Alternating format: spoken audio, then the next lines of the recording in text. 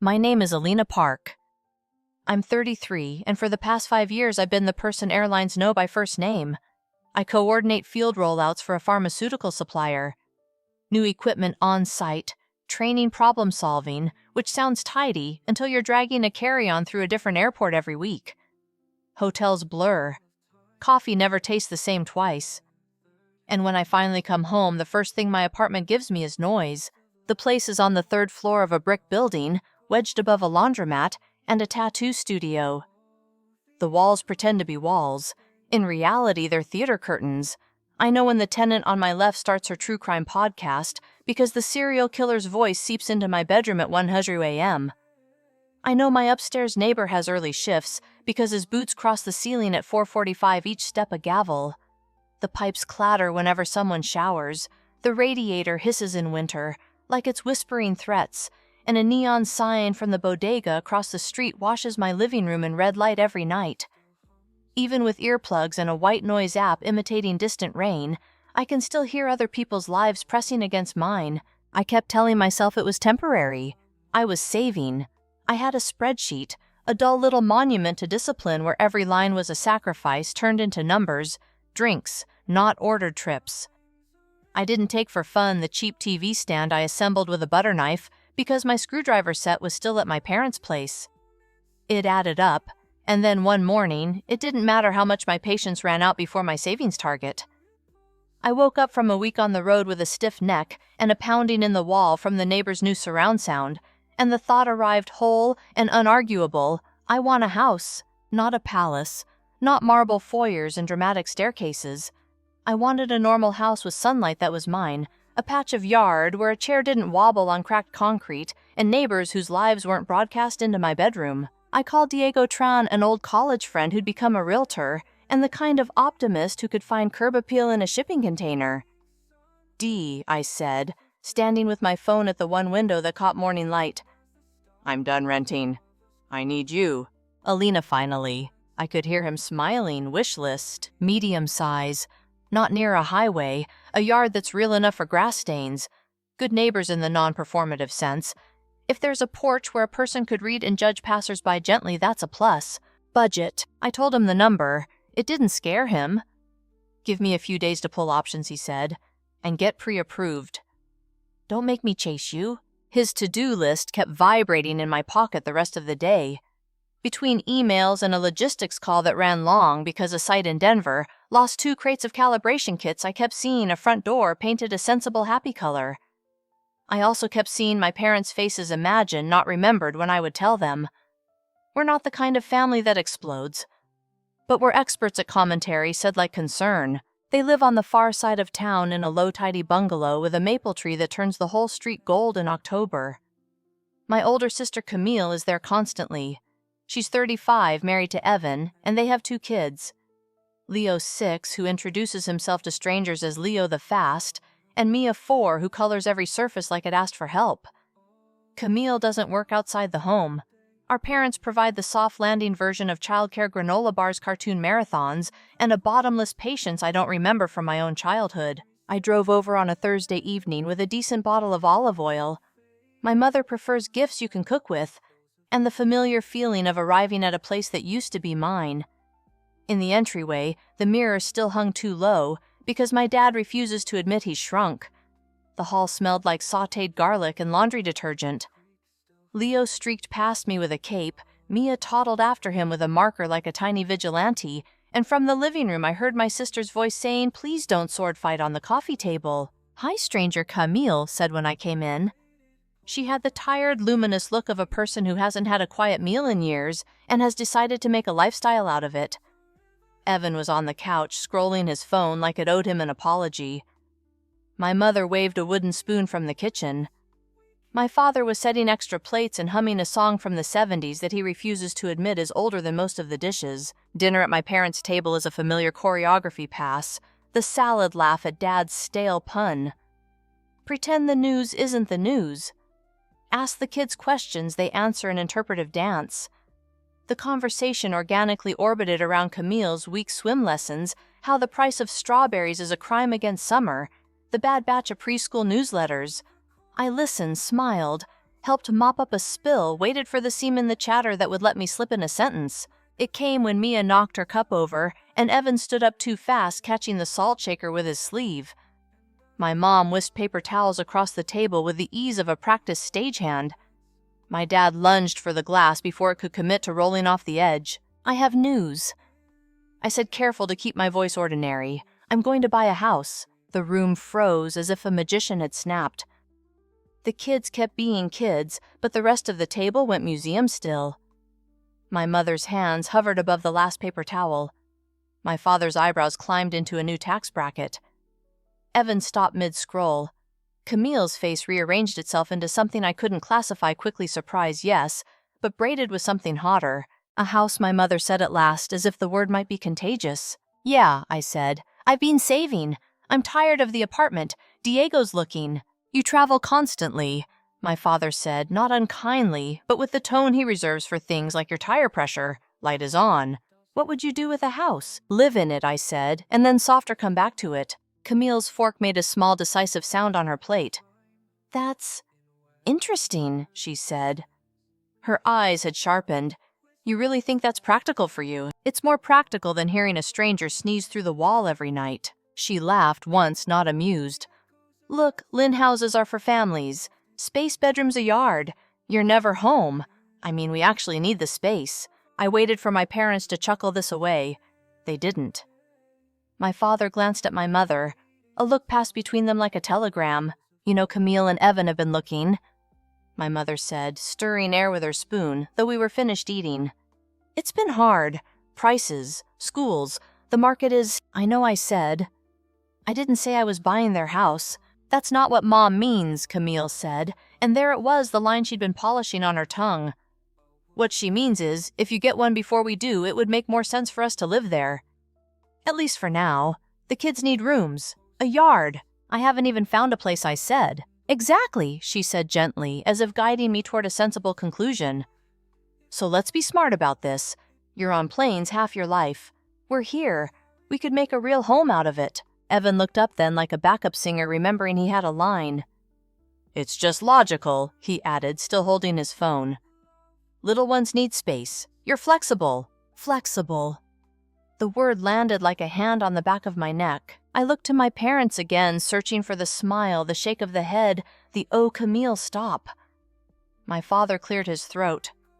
"Your sister has a point," he said. "You're not settled. A house is responsibility.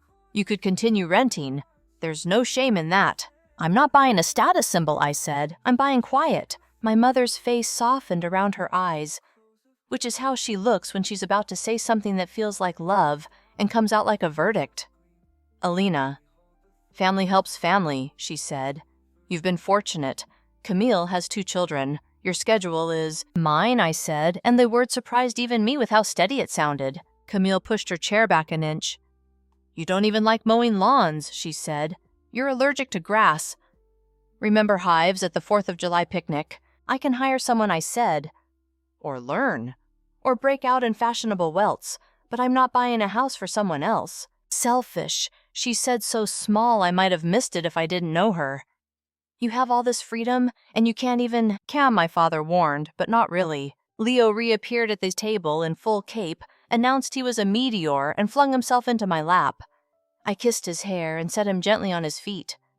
The room recalibrated around the interruption, then drifted back into the same topic as if magnetized. "You should at least think about what's best for everyone," my mother said. "Not just what you want." I placed my napkin on my plate. "I have," I said, "for years." The effort to stay pleasant snapped like a cheap plastic fork. I stood, carried my plate to the sink, rinsed it as if that could rinse the heat rising in my cheeks. My mother followed me with the serving bowl still half full of green beans. "Don't be rash," she said. "I'm not," I said. "I'm tired." "Sit." "We're not finished." My father called, voice switching to the register he used when we were kids, and the word "because" didn't require proof. "I am," I said, without looking up. I grabbed my bag from the hallway and slid my shoes on. Camille's chair scraped. Evan's phone flashed like a lighthouse. The kids started a chant about dessert because they have excellent instincts for when adults need a subject change. "Alina," my mother said, "don't walk out." But I was at the door already, the olive oil still on the counter, because I'd forgotten to give it to her. I paused long enough to swallow the pettiness that wanted to take it back with me, then left it there and stepped into the soft-edged hum of the neighborhood evening. Crickets. Distant lawnmower. The kind of calm I wanted to own, briefly rented by my parents' street. On the drive home, the city gathered around me, generous and indifferent. I replayed the conversation like a bad recording. My father's reasonable tone, Camille's careful logic. My mother's worry, shaped like duty. I tried to recast it. Maybe I'd misheard. Maybe I'd exaggerated. But when I reached my block and the neon sign pulsed red across my windshield like a slow heartbeat, the truth clicked back into place. It wasn't that they didn't want me to have a house. They didn't want me to have it for me. My phone buzzed as I climbed the stairs. Missed call Mom, then Dad. A text from Camille bloomed on the lock screen before I could put the phone down. "You know I love you, right? We just have to be realistic." I didn't answer. In my kitchen, the faucet dripped in the exact tempo of being wronged. I brushed my teeth like it might erase a conversation. I lay in bed and put on the white noise app, swiped to Pacific Storm, let it pretend to be larger than everything. Somewhere through the wall, someone laughed too loudly. A bus sighed at the stop outside. A bottle clinked. My chest felt full of unused words. In the morning, there were 6 new texts from my mother, 3 from my father, 9 from Camille. The messages ranged from brisk to pleading. All of them, orbiting the same gravity, the idea that generosity required me to draw a map to my front door and then move out of the way. I made coffee, drank it standing up by the window that did its best with the day, and opened my laptop to answer work emails because the world had the decency to keep spinning, no matter how many little dynasties fall apart at dinner tables. After the first sip, I flagged Diego's contact and typed, "Found my motivation." Let's move. I didn't add a speech about principles or independence or what anybody deserved. I just pressed send a small heavy action and listened to the drip in the sink give up. Diego replied before the kettle finished boiling. On it. Pre-approval link incoming. Also, stop reading listings at 2 a.m. They lie. By lunch, I'd uploaded pay stubs and signed forms with the kind of digital signature that looks like it was drawn by a nervous squirrel. 2 days later, I had a number stamped pre-approved, which felt like someone had handed me permission to imagine. Diego sent a string of links with commentary in his voice. Sweet bones, bad siding. Yard, yes, highway, hum, no. You'll hear trucks in your molars. Too cute by half. The staged lemons are doing all the labor. We scheduled showings for Saturday. I met him with coffee and a notebook full of questions that made me sound like I wanted to date a house. Are you safe? What are your flaws? Do you creak in storms? The first place was handsome on the internet and exhausted in person. The second was technically perfect and spiritually wrong. The way a hotel room is wrong. Nothing to snag your eye, nowhere to rest your history. The third was a narrow Victorian with stairs so tight I did trigonometry to picture a mattress making the turn. We were about to call it when Diego said one more. Came on this morning, didn't have time to text. Owner's agent owes me a favor. 15 minutes later, we turned onto a quiet street that had the kind of trees that make you respect municipal budgets. The house at number 28 wore cedar shingles the color of toast, and a front door painted a calm blue you can only get by adding the exact drop of gray. A sycamore spilled dappled light across the yard. The porch had a swing. If this place has a mildew problem, don't tell me, I said. Let's find out, Diego said, already grinning. Inside, the air smelled faintly of citrus cleaner and old wood. The living room had built-in shelves that someone had loved enough to sand by hand. A window seat begged for elbows and paperbacks. The kitchen wasn't trendy. It was useful with a big farmhouse sink and a gas stove that had seen more than pancakes. The back door opened to a yard with a sloping patch of grass, 2 lilac bushes, and a stubborn-looking raised bed shaped like an open palm. Upstairs, there were 3 bedrooms and a bathroom with black and white tile that managed to be honest instead of kitsch. Sunlight reached into corners. I opened a closet and found unaccountably that my throat hurt. Diego raised his eyebrows. You're doing the face. What face? The don't spook it face, he said. Like the house is a deer. On the back steps I listened. No highway thrum. A neighbor somewhere laughed. A mower far off made a sound like a contented bee. I pictured a mug left to cool on the porch rail. The image landed with the strange certainty of something remembered. The roof, I asked, because you have to pretend to be practical. 5 years old, he said. Sellers are relocating to Portland for work. They want to clean close. Price is sane. They'll throw in the washer and dryer if you ask like a person who knows what lint traps are. We wrote an offer that afternoon at Diego's office while a rainstorm softened the world outside. He made me initial 13 places and read the inspection contingency out loud twice. The next day the sellers accepted with a closing date, a hair over 3 weeks, which felt like a dare. My phone chimed with celebratory exclamation points from Diego and an email from the lender with enough attachments to crush a weak laptop. I didn't tell my family. It wasn't secrecy. It was silence as self-preservation. I made lists instead, change address, call the utility companies, pack books in boxes labeled like I would ever unpack an order. I slept badly and worked well. At odd moments, a checkout line, the red light on Fulton and 5th, I would remember the porch swing and taste the particular relief of quiet. Closing was fluorescent lights and signatures, and a brass key I didn't need because the sellers handed me a tidy ring with 3. They left a note on the kitchen counter. We hope you love it like we did. The lilacs are show-offs in May. Also a folder of appliance manuals and a short opinionated list of neighborhood recommendations. I sat on the floor and read it like a welcome letter from a prior version of myself. Moving was small. I'd never owned enough to justify a truck with 2 men and a motivational slogan. Diego came by with celebratory banh mi and told me we had to eat on the porch at least once that first night, or the house would develop resentment. I didn't argue. We chewed and watched evening find the street. A woman from across the way waved with the immediate friendliness of someone who shares garbage pickup days. A tabby cat stalked the property line like a boundary surveyor. That first week, my life contracted and clarified. I learned the sound the front door made when shut with affection versus haste. I learned how the upstairs floorboards confessed your path in 2 a.m. trips to the bathroom. Morning congregated in the kitchen as if my kettle had started a cult. I discovered the exact spot in the yard where a chair could make a person feel hidden and visible at once. The second Saturday, I bought herbs with ambitions beyond my skill. Basil rosemary, a mint that would eventually attempt a coup. I fought with the raised beds, packed soil, and lost. That's when I met Mrs. Ellison. You're treating that poor earth like a stubborn jar, a voice called over the fence. I looked up to see a woman in her 70s with a ponytail, a sun hat, and knees that told me stories about decades of crouching. I'm Nora, she said from next door. That box wants a fork, not a spoon. I introduced myself, held up my terrible trowel like evidence, and she laughed.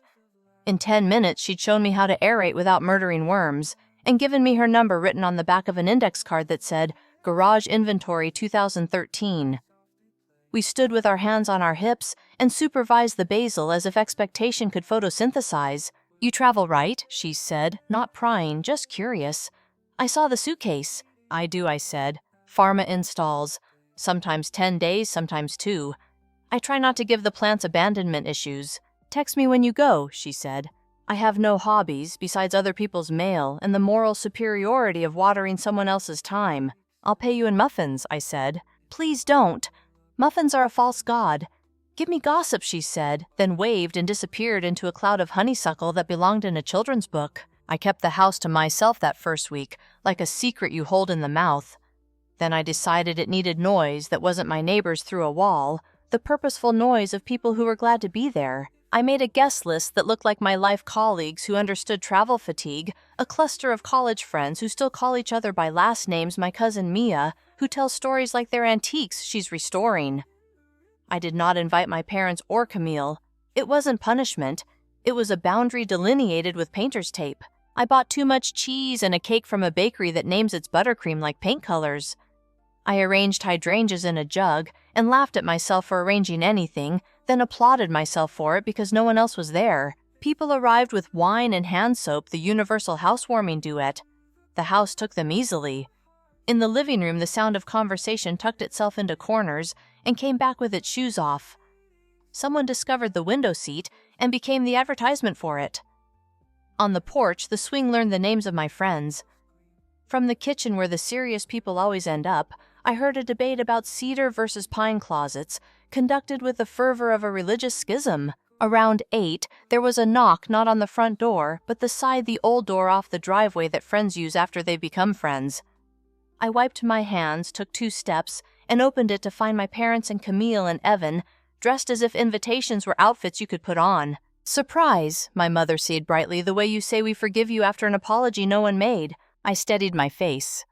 "Hi," I said. "How did you—" Maya posted a photo Camille said, lifting her chin toward my cousin in the kitchen. "We recognize the porch." "Are we early?" my father asked, glancing at the thin slice of cake visible on a plate like an incriminating clue. "It's happening now," I said, voice neutral, the way thermostats are neutral. They move past me on the current of their own certainty. In the living room, my mother switched to proud in half a second, telling my friends how resourceful I'd been as a child, as if this house and a papier-mâché volcano were equivalent achievements. My father shook hands with Diego and said things like "good bones," as if he'd ever met a stud that wasn't a dog. Camille and Evan peeled off like scouts sent a map. I found Camille upstairs in the room I'd claimed as mine, opening and closing the primary closet doors with an appraiser's attention. "Nice storage," she said. "You could fit bunk beds here." She opened the bathroom cabinet with the discreet quickness of a person testing hinges. "Do you have plans for this shower?" "It could be a tub." "Why would I need a tub?" I asked. "When your children have legs." She smiled as if I'd confirmed something for her. "Just thinking out loud," she said, and brushed past me, leaving a small vacuum. Downstairs, Evan was admiring the stove with his phone out, camera set to wide angling for shots of the backsplash like a real estate listing. In the dining room, my father set his palm on the table and rocked it mildly to check for wobble, then declared it sturdy to no one in particular. My mother refolded the kitchen towels in a way that transformed them from casually charming to absolutely correct. They stayed about an hour, long enough to be seen by the right number of people and to have their presence documented in other people's anecdotes. At the door, my mother touched my cheek. "We're happy for you," she said, and something in her voice almost made it believable. After they left the room, refilled with the original air, Diego raised an eyebrow at me over the rim of his glass. I shrugged in a way that said later, "But also I know." Maya leaned in and whispered, "Invite list crashers should have to bring a second cake." I laughed, and it lodged where laughter heals. When the last guest left, and the sink was loaded with good intentions disguised as platters, I did a slow lap of the house. The porch smelled like night and sugar. The window seat held a single dried hydrangea petal, as if saving it for evidence.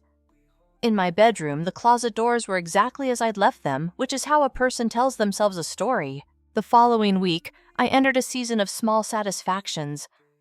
I learned the porch swings creak and oiled it into a sigh. I bought a rake and experienced the adult thrill of the right tool. On Sunday, I found a church of my own, spurious secular, at the garden center, where a man with dirt permanently beneath his nails sold me compost and good advice. Mrs. Ellison became a fixture, the way a neighbor becomes a verb. We waved through the fence when we watered. She corrected my pruning like a patient editor. We traded notes on mail carriers. I told her which light on the side of my house had a switch that required a pep talk.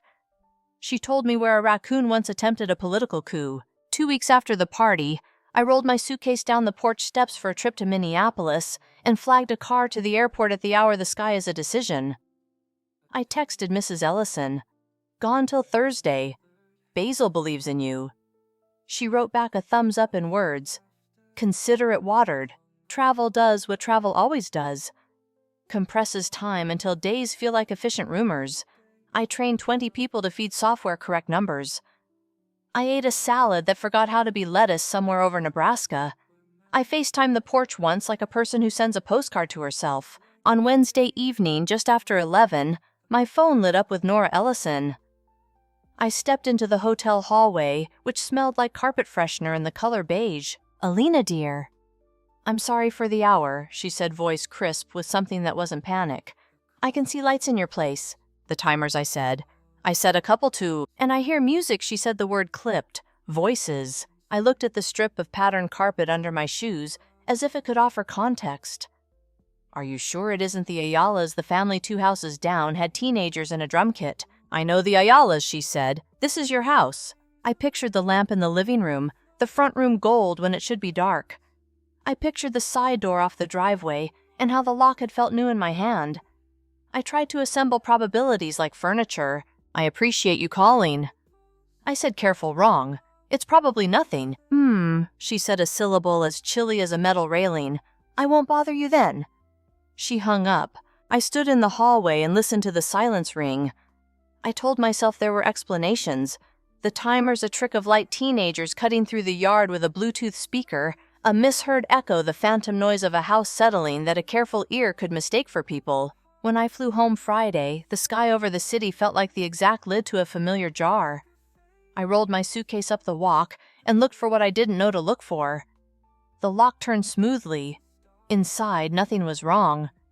The living room looked like a patient person had been waiting. No glasses out of place.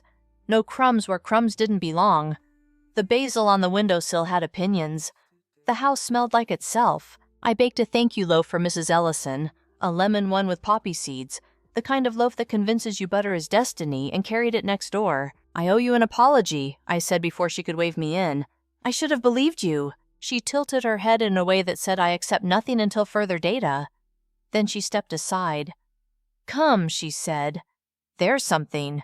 On her kitchen table next to a newspaper folded with military neatness lay her phone face up. She tapped, scrolled, and pressed play. The screen showed my house from her back window in the deep grain of night. Inside, my living room glowed. A shadow crossed the window at the height of a person, then another. The sound was a low murmur and the edge of a beat, the kind of music that fills a room without trying. It's not. Clear, I said, because the human brain will cling to blur if it needs to. No, she said. It's not, but it's there. She sent the clip to me. On my phone, the light in my living room looked like proof. I stood with my hands on the back of a chair and let the strange combination of anger and gratitude settle. Anger at the fact of it, gratitude that someone had seen what I hadn't allowed myself to believe. When I left Mrs. Ellison's kitchen, the afternoon felt tilted. In my own house, I walked room to room, not hunting for damage, just recognizing that there are kinds of entry that leave no fingerprints. I set the loaf pan on the counter and stared at my living room lamp. The shade gave nothing away. The floorboard said nothing. Somewhere outside, a sycamore leaf let go of its branch and made exactly the sound a sycamore leaf makes. I stood still long enough to hear it land. I didn't sleep well after Nora's video. Every small sound in the house argued both sides of a case expansion contraction wind in the sycamore, a phantom footstep that reason renamed plumbing. By morning, I had done what anxious people do to make logic visible. I made a list. Locks. Cameras. A visit to the hardware store where the clerks greet you like a regular the second time you appear. I called a security company instead. Their technician arrived in a van so clean it seemed ceremonial. He wore shoe covers and spoke gently to the baseboards as he tucked wires into seams. We decided on small exterior eyes over the doors, one at the driveway, one covering the back steps, and a discreet lens in the living room that hid in the shadow of a bookshelf bracket. He walked me through the app until the feeds became familiar squares on my screen. The system gave a small private chirp every time a door closed. When he left the house, felt both more mine and more observed. I texted Nora. Installed eyes, good ones. She replied in 30 seconds, I'll wave to them at 10 every morning so they don't get lonely. For a week, the cameras watched nothing more dramatic than a squirrel with delusions of grandeur and the mail carrier's efficient hips. The app logged comings and goings me mostly, and Nora once when I asked her to grab a package before it rained. The footage was a liturgy of the ordinary. It made me feel silly and safe at once. Work sent me to Phoenix the following Tuesday. I locked the house, tugged the side door handle twice, and stood still in the kitchen long enough to memorize the way the light fell at that hour, as if I were trying to take the room with me. On the way to the airport, I watched the driveway feed update to a quiet image of nothing, and decided that was beauty in pixel form. Desert heat has a way of making time brittle. The days cracked cleanly one into the next breakfast, at a hotel that believed eggs should be Circles Drive, to a facility where the thermostat was set by a man who wore shorts. In January, train a team who ask good questions, answer emails with the ferocity of a person taming vines. Every night before bed, I opened the app and watched myself not appear in my own rooms. On the third night, at a time when hotel hallways smell like someone cleaning a memory. My phone flashed Nora Ellison. I answered before the first ring finished. "Alina, forgive me," she said, not breathless, not theatrical. "There are lights again." I walked to the window and parted the blackout curtains with 2 fingers. The parking lot was a grid of quiet cars under lamps that pretended to be moons. "Timers," I said weakly, like a student stumbling over an old excuse. "No," she said, "different lamps. And I can hear people." I opened the app. The living room feed filled my screen with warm light and movement. At first, it was pure geometry, shapes slipping past shapes, until my eyes decided to focus, and then the room snapped into knowledge. The coat on the back of my dining chair, the curve of a wrist I'd known since my teens, the slope of my father's shoulder. Camille's profile turned towards someone I couldn't yet place. There were others' faces I recognized from the periphery of holidays and school events, drinking from my glasses with a confident carelessness that made my mouth go dry. I held the phone very still, as if the image could spook. Nora waited. I could hear her breath once. "I see them," I said. "Do you want me to?" "No," I said, and the word was a rung I reached for and found. "Thank you. Lock your doors." I didn't call my parents. I didn't call Camille. The distance between me and my house had the clean, hard edge of a blade. I called 911 and told a stranger my name, my address, and that there were people inside my home who did not belong there. The dispatcher's voice was patient, practiced. She asked for details I didn't know I had until I said them: number of people, the fact that I was watching a live feed, that the side door had a peculiar handle but a new lock. She told me officers were en route. She asked me to keep the line open. On my screen, the party continued the way a dream continues, right after a person vows to wake up. Evan was at my stove, pouring something into a pan with the solemnity of a cooking show contestant. My mother carried plates to the coffee table and frowned at the coasters as if their arrangement mattered. My father discovered the porch swing and tested it with the appraisal he gives to every object taller than a footstool. Camille drifted through the rooms the way she had at the housewarming, except this time she opened drawers. She had the look of a person narrating a tour. The guests laughed easily. One of them put a water ring on the stripped wood table I had sanded with my own hands, and I felt something behind my ribs go cold. The dispatcher kept me tethered to the world. "Ma'am, I'm going to update you as they arrive," she said. "Can you still see the main room?" "Yes," I said. "I am in the main room, except I am not." She told me 2 units were out front. On the driveway feed, I watched headlights blur then cut, watched the geometry of uniforms take shape near my porch. They knocked a polite firmness that registered even through pixels. The music inside stopped with the dramatic guilt of a teenager. Evan went to the door, straightening his shirt, as if that could give him authority. He opened it, smiled the smile he uses on car salesmen, and gestured like a host. The officers did not accept his hospitality. They stepped in with the alert body language of people who expect a story to shift. One spoke. The other's eyes made a quiet inventory. I watched my mother touch her necklace and say something that read as reassurance, watched my father adopt the stance men use when they're about to argue from principle. Camille's mouth moved quickly. Even without hearing, I could tell which of her lines she chose. "We're family. She knows. It's fine. We're keeping an eye on things." The officer shook his head and spoke into his shoulder mic. He gestured toward the door. He pointed at the living room camera, my lens, and for a second he and I looked at each other, separated by distance and purpose, but somehow aligned. Evan did not like the alignment. His hand lifted in a small, sharp arc, his mouth pulled tight over the word no. He put his palm out in a way that moved the officer backward, half an inch more insult than force. The other officer stepped up calm and solid. Evan said more, too much more. He was not a brawler. He was a man convinced by his own narrative that he couldn't be wrong in his own brother-in-law's house, which of course was not his brother-in-law's house. It happened fast and with professionalism that looked like choreography. Evan's wrist was turned, his balance taken the cuffs on in a gesture that was more inevitability than violence. Camille startled into tears so immediately it looked prepared by an earlier draft of the evening. My mother reached for her phone, then seemed to remember where she was. My father's face went the complicated red of a person coordinating outrage and calculation. Backup arriving, the dispatcher said. Remain on the line. Neighbors gathered on the sidewalk because neighborhoods are made for witnesses. On the driveway, feed Mrs. Ellison stood in her robe with her arms folded, not unkind, not triumphant, just present. More officers entered. Guests were steered outside in pairs, expressions rearranged into the universal face, for this was not on the invitation. The porch swing freed swung itself once. I watched my family step into the yard they believed they understood, and look smaller in it than they meant to. They were separated into conversations on the lawn, one officer to each cluster. Notes were taken. One of the guests tried a joke and swallowed it whole. The camera caught the exact moment my father's shoulders sloped an angle I recognized from childhood when a rule revealed itself to be larger than him. 15 minutes later, the driveway feed showed car doors opening, bodies folding into back seats, the strong shape of law carrying the soft shape of insistence. The house exhaled.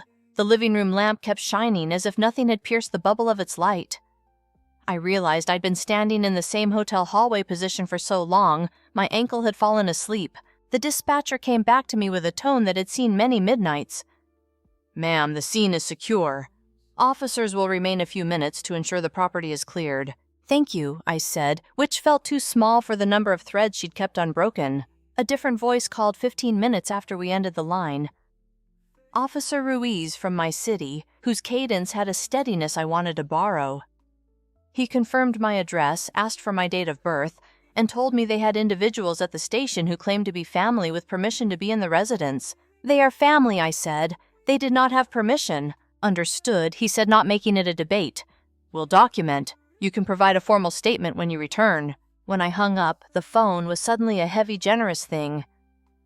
I sat on the carpet in the hall outside my hotel room door, back against the wall, and breathed like a person after a sprint. The text chime started Mom 4 in a row. Dad, one long paragraph that began with the word unnecessary. Camille, a sequence of percentages. How much of this was my fault in evolving ratios, then Evan's number populating the screen blankly, as if the phone didn't know whether to show his name in that moment. I turned the device face down and listened to the hall be the hall. Ice machine elevator bell, the soft thud of another tired person, in another identical room. I went to bed, and didn't so much sleep as take a break from being awake. I flew home ahead of schedule the next afternoon on a plane crowded with symphonies of coughs. The city received me like a fact. The ride from the airport was the usual catalog of landmarks my brain ticks off to locate itself: the mural of a heron, the old brick factory pretending not to want to be, condos the street with a deli that puts too much dill in everything. We turned onto my block. The sycamore flicked shadows across the hood of the car like hands. At the side door, the new lock turned without drama. Inside air held the faint echo of other people's volume. The living room showed evidence of presence the way a face shows a late-night subtle, undeniable, once you know what to look for. The coasters were stacked in my mother's pyramid instead of the casual fan I'd left. A glass I never use because it's too pretty to risk had a smudge like a fingerprint at the lip. On the stove, a pan had been washed but not dried water spotting the steel like half-remembered speech. I walked through the rooms without touching anything, my palms open, as if I could catch explanation if it fell from a shelf. On the porch, the swing waited, as if a conversation had been interrupted. In the yard, the lilacs not in season did nothing but be patient shrubs. Upstairs, the closet doors in my bedroom were closed the way I close them when I'm trying to convince myself an argument is over. I opened one. My shirts were in the same order they had been.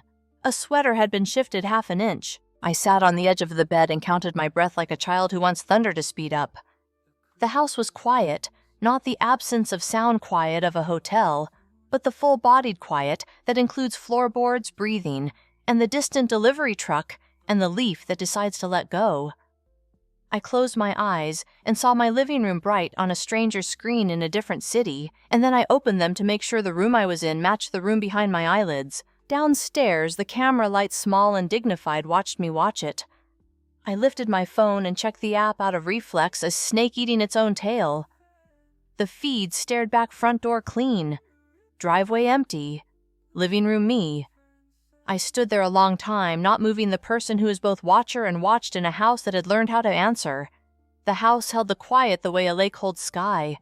I sat there until my breath matched the rooms, then drove to the precinct because the thing about distance is you can only keep it for so long. At the front desk, I gave my name, my address, the file number Officer Ruiz had texted. Paperwork found itself. A woman in plain clothes with ink on her fingers ushered me into a room with 2 chairs, a table, and a camera I pretended to forget. Ruiz came in with a notebook and a patience that had edges. He read my statement back to me, the date and time, the video, the subjects known to me, the soundless arguments of lamps and coasters and a pan that had been washed by a stranger's hand. "They're claiming permission," he said.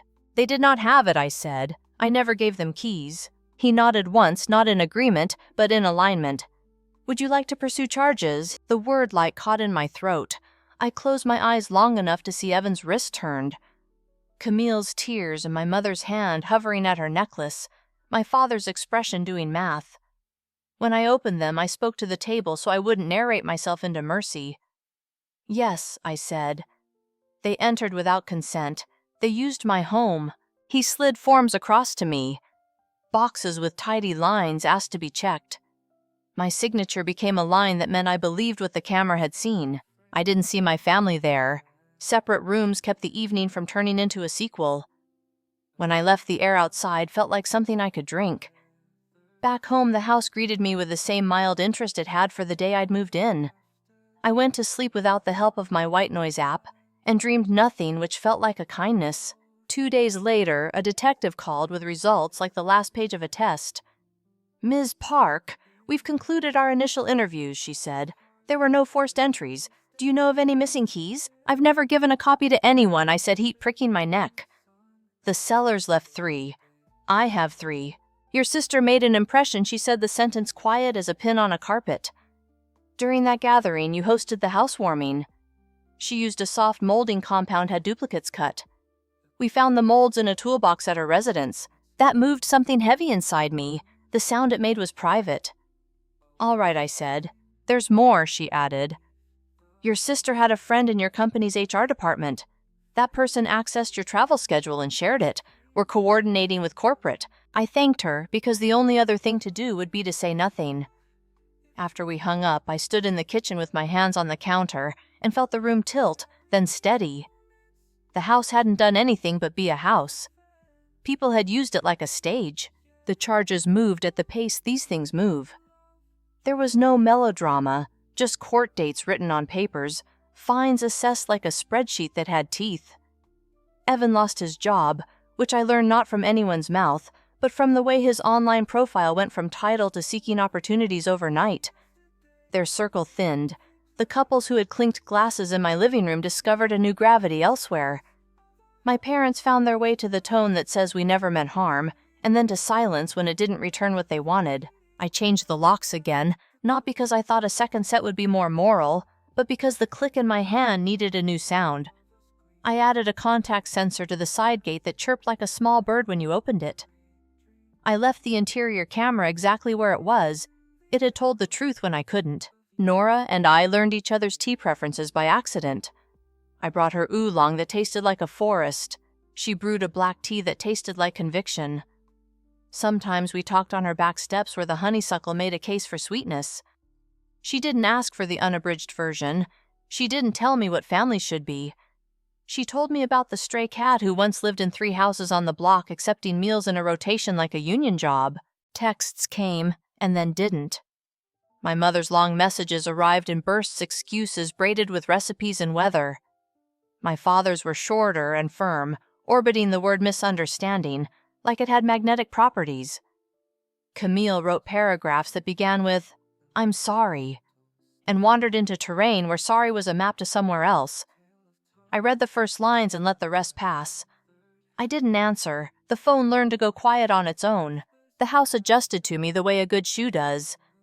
The door answered my hand before I finished the motion. The stairs memorized my weight.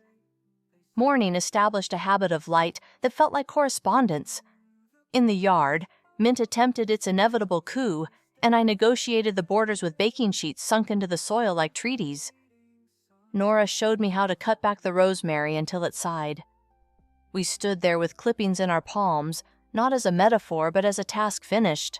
On a Thursday, rain came in with the emphasis of a period. I opened the windows an inch and let the smell through. From the porch, I watched water ride itself down the street.